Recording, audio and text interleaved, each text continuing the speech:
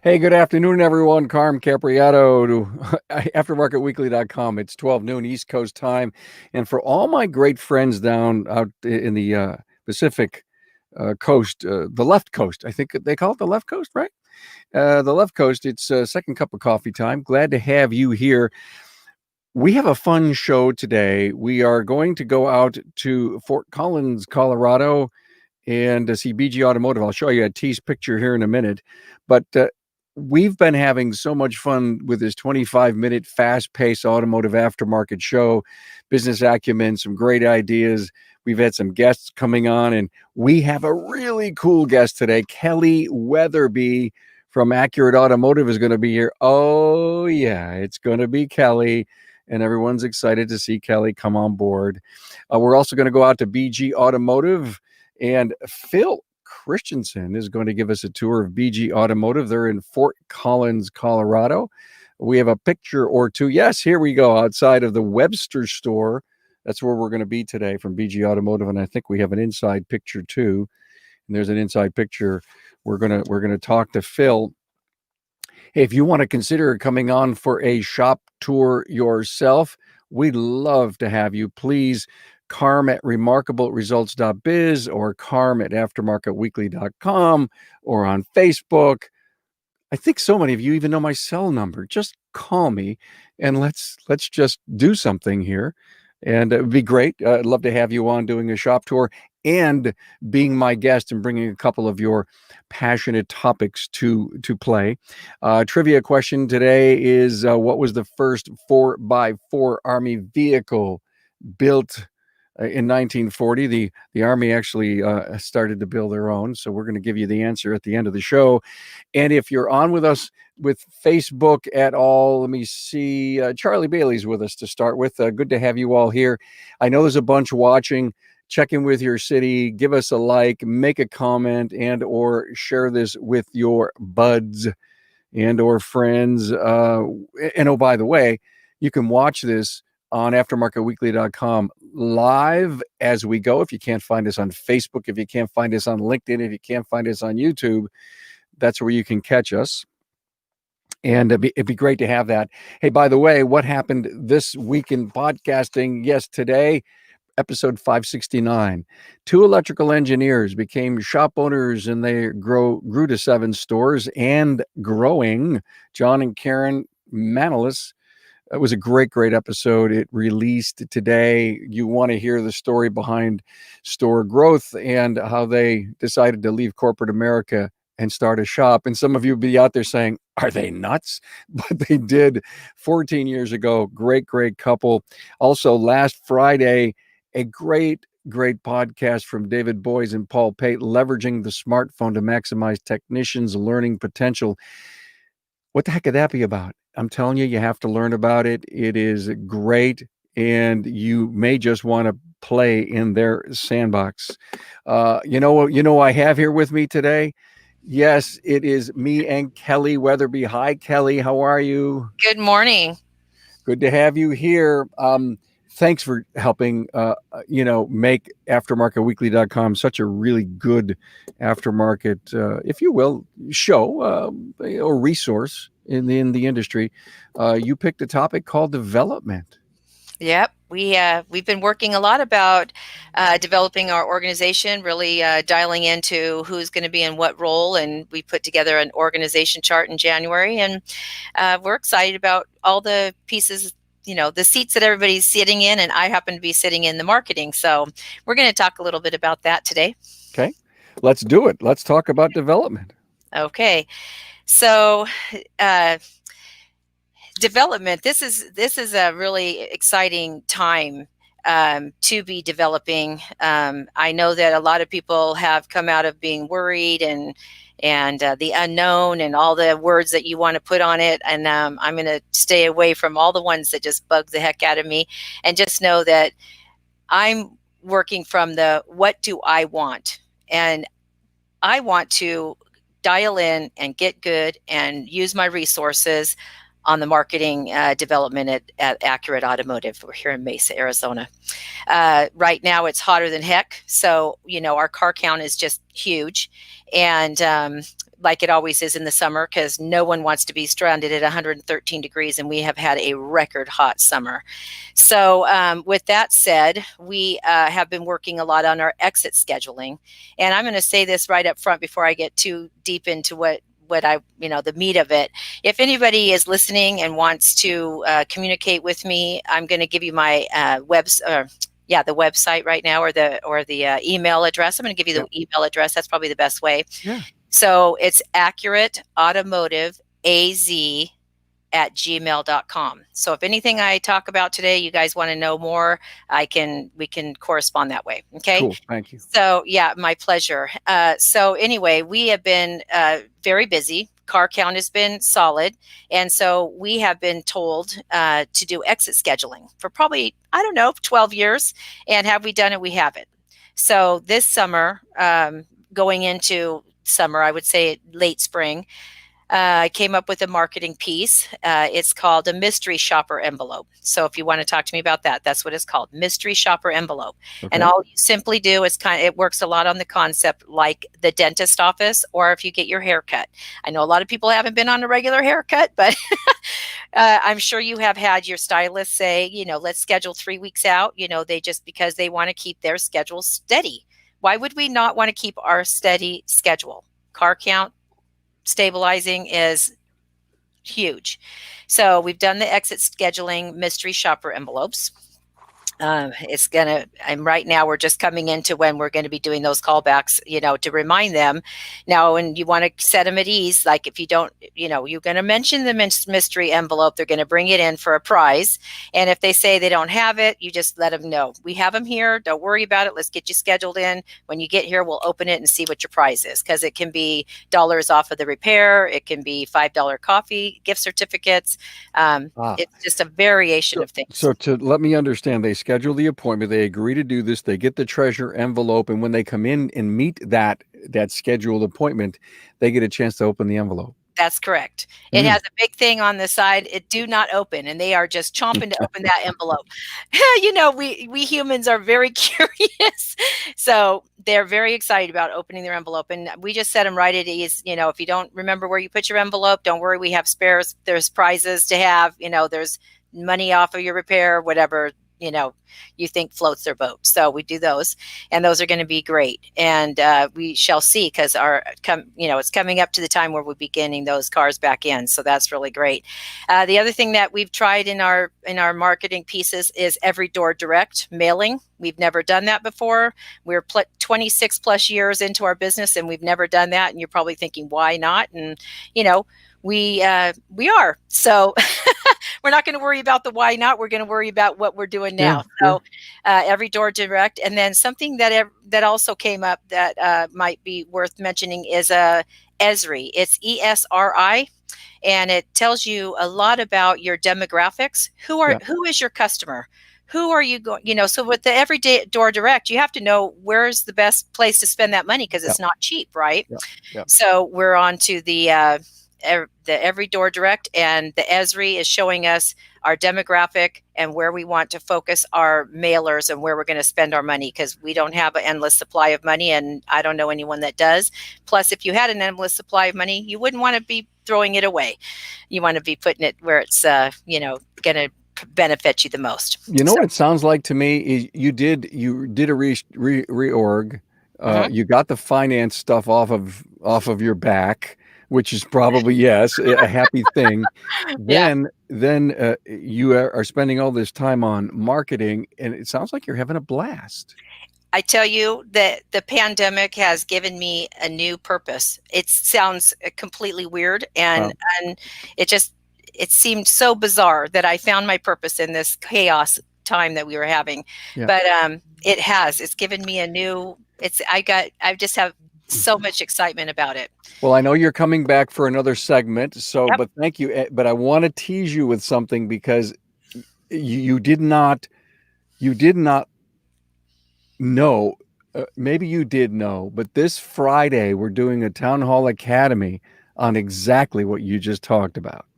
The Town Hall Academy is delayed maintenance, the power of appointments. Yes. I know. And Bill Thompson from IMR, or, the automotive research.com company, is going to bring some stats on delayed maintenance. And Brett Beechler and Craig Noel are going to bring exactly what you talked about, their discussion, what they do with service advisors on how they set appointments. Yep. Also, this past Friday was live, the Town Hall Academy, and Thursday is coming out a fabulous episode, Succession, with a family member, Jessica Carino and Rob Dinner, father and daughter.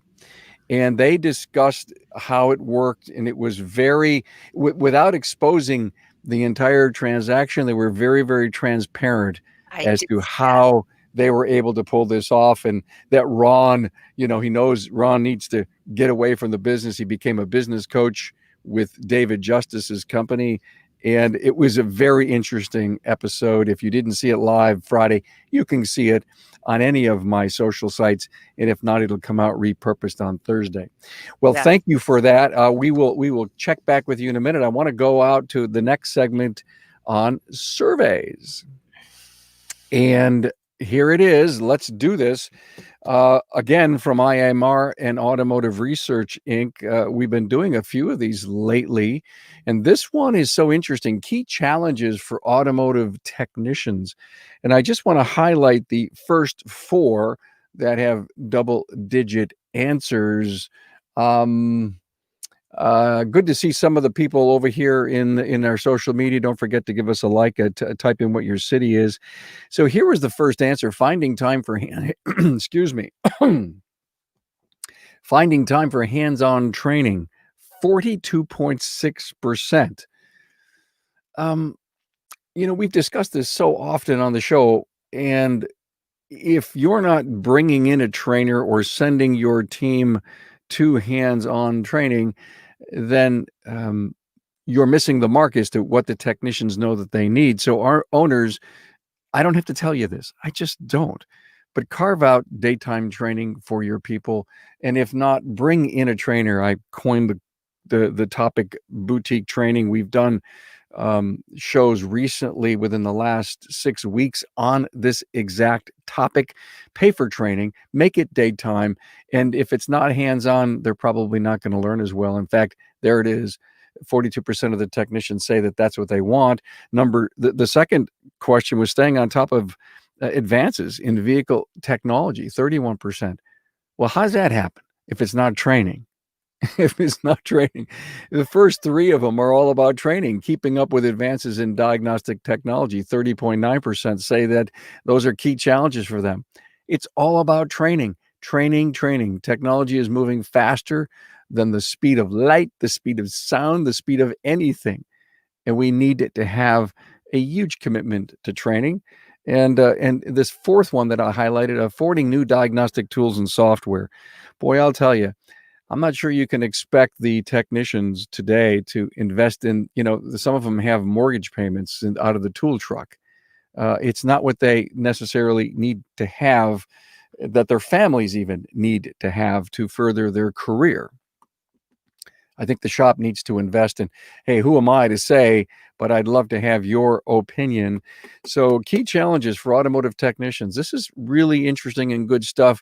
And if you're committed to training, then there's the proof. If you're not committed to training and you want to grow a great business, there's the proof that you need to have. So there it is. There's our Survey Says segment. Glad to have you here for that. And I'm going to bring Kelly back. Hey, Kelly, there you are. Yeah. And we're going to do some best practices. Okay. Well, like everyone else, we've done a lot of work on our SOPs and training and more training. And we are a Napa Auto Care Center, and Napa has done a fantastic job supporting the automotive repair facilities in that they have a new program with training, growing your own. And I think this is going to be a fantastic opportunity. Are you talking about the apprentice program? I'm talking about the apprentice program, sir. Wow. We did a great Town Hall Academy probably a month ago with Yes. Pete McNeil. Yep. and I it want was those. I've been on them. I know they're so great. great. Oh, I'm glad you're talking about. See, I didn't even know. This is great. Yeah, we grow our own. We have a really great Cinderella story with a fellow that came on to our business. He came to us from, I don't know exactly, but one of the shops that like a Brakes Plus or a Brakes Only or one of those kinds of shops that do only one thing. Of course, they have expanded theirs. Years ago, they expanded into other services. Anyway, he came to us and he was a C tech. He had slightly a bit more skill than a general service tech. And he is now a B plus tech working on diagnosis being his next part that he's going to be tackling. So best practices in our shop are culture. I have to talk about our culture. And if you're not talking about, if your management isn't talking about culture and where your guys are and what's in their head and how you can go forward, please think about doing that because not only is it the culture for the customer coming through the door, maybe have a friend come through the door and give you a feedback on what they see because you come through that front door every day and there are things that you don't see anymore. It's kind of like, you get used to odors or, whatever that is. You get used to what's going on in your shop and you don't see it for what other people are seeing. And you are working and spending a lot of money on acquisition and you want that person that's coming through your door to see the right things. So, the culture with the customer and their experience is one piece of it, but the other piece of our culture is where our guys are and what their goals are. They do their goal charts. We do our one-to-ones.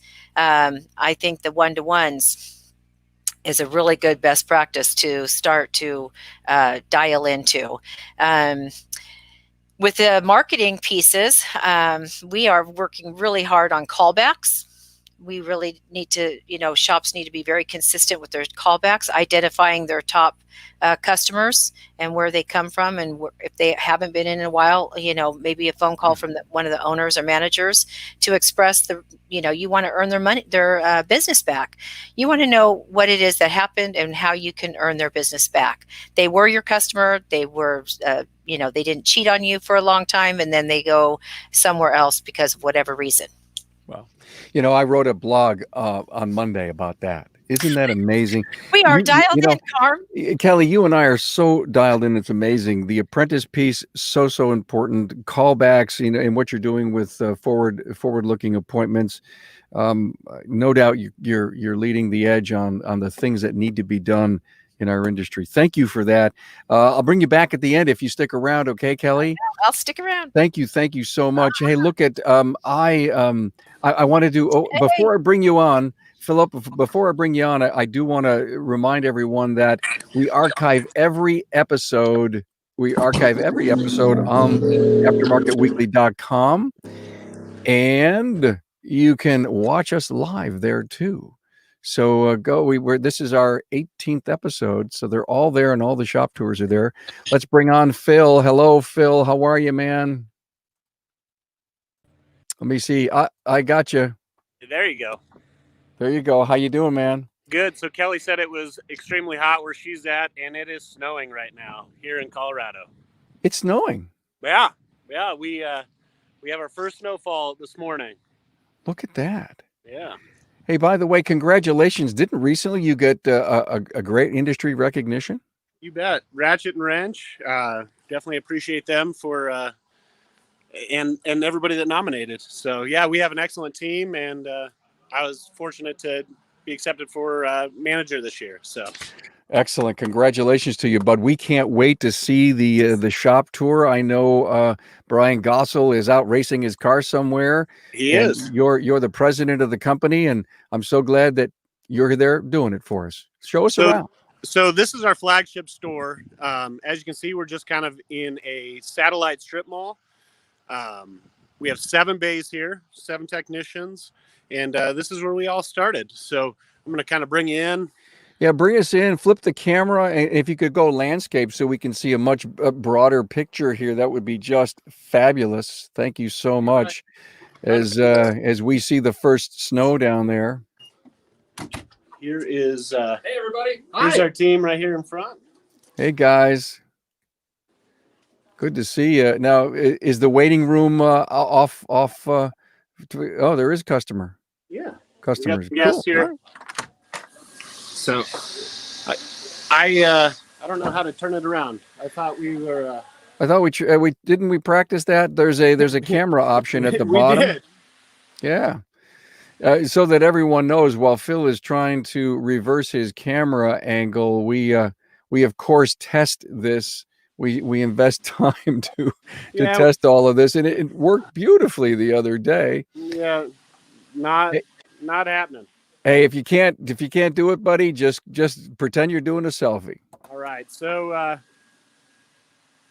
the first thing that I'm going to show you guys, though, every week we start out with a fundamental, and this week be a fanatic about response time. So our team is all about our fundamentals. Kind of walking around. How many bays? 7? We have 7 bays, and then an alignment rack. Okay. This store does about 350 production hours a week with 7 guys. They crank. Yep. Our glue that holds the shop together is right over here. And this gal, if she's in here, smile. So are you talking shop manager and parts person? So they actually, shop manager Mike, he's over in our other stall right now. They do all of our estimations. So our big thing with production here is our guys know that nothing sits on the lift. We get everything in. It goes right over to our parts room. They do all of our estimating and gets up to our sales team so they can spend some time with the customer. Okay. Are you using DVI to transfer that data up? We are. So we were a beta company for AutoServe 1. Okay. And some of our fleet companies over there. And we feel that they're probably one of the most elegant services out there. So we use them as a DVI setup. RO Rider for our point of sale. Okay. Yeah. So Excellent. So the team working together, it is a seamless process with lots of operating procedures that if there's a problem at all, Phil, you can find it. It is. So this is our shop foreman. How's it going? Hey man, good to see you. Let's see ya. George kind of keeps the shop going together. He is kind of more on a salesman pay deal to where he knows and he watches production hours. So Is he dispatching the jobs? Sometimes. Most of it is actually dispatched through our sales team. Okay. Yep. Oops. Sorry. How much time, Phil, very interesting. The sales team spends time with the customer. To me, that's got to be one of the most valuable things. Absolutely. So when we brought on an estimator, that was our biggest concern, is making sure that we're able to build value with the consumer. Most of say the comebacks or unhappy guests typically come from not seeing the value of the whole repair process. So our team is able to really sit down, have the one-on-one with the consumer, and really make them feel like they're part of the family. Got it. Hey, before I let you go here, the shop tour is brought to us by Broadly, who helps local auto shops grow through great customer experience. Broadly attracts and captures leads, helps you communicate by text, collects contactless payments, and gathers reviews. Go to broadly.com on the web. Any other really great thing? Is there a room for your techs, a place for them to meet or have lunch? So weekly we cook, but we eat as a family. We break bread together. So quite a few of us, we just hang out in the middle of the shop. Do we have a room? We do, but typically not used. Everybody likes to hang out in the middle of the shop. I love the whole cooking thing, Phil. Does the team get a choice of the food? Is it what you decide to have? No, they pick it every week. And you buy? Yep. I love it. What's the most expensive lunch you've ever had? Oof. Probably ribeyes. All right. All right. God, if I only had my own plane, I could be there for lunch. Right. Ribeyes, Hey, not we like appreciate ribeye. you letting us give the shop tour. No problem, Phil. Thank you so much. It was a great tour to have, and we're the first to find out here that it's snowing down there in Colorado. It is, yeah. We're gonna.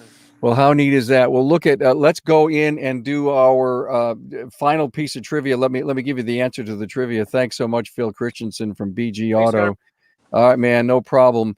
Hey, let's go and do our final trivia piece. Here it is. What was the first 4x4 Army vehicle built in 1940? Well, of course, I think you probably all know that it was the Jeep. And how cool was that? So, hey, Kelly, let me see if I could get you back here. And there she is. Let's get Kelly back. Thank you so much for being here. If Thank you you want us, if you want us to tour your shop, or you want to be on like Kelly and share your wonderful words of wisdom, we'd love to have you. Another great show from AftermarketWeekly.com. And Kelly, thanks. It was really, really good stuff, and amazing how what we're doing here on the podcast and the things that you're doing in your business and that's going on in the industry are so incredibly aligned. Until next week, everyone, we'll see you all. Thank you. Take care.